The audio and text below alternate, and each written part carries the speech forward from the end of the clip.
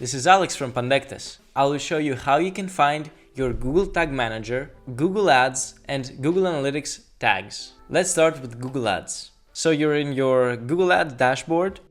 You need to navigate to Tools, Data Manager. You will see your Google tag here. Click on Manage, and here you can see you have your Google Ads code. This is it. You can copy it and add it to your store. When it comes to Google Analytics, the tag ID is in a bit of a different place.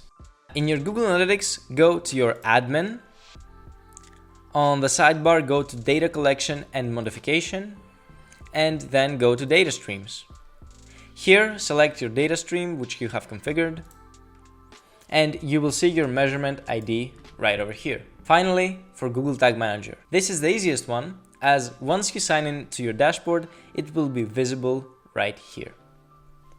And that's it. Thanks for watching this video. If you need help setting up Google Consent Mode V2 on your store, go to pandectes.io and chat with our support team. We'll help you get there.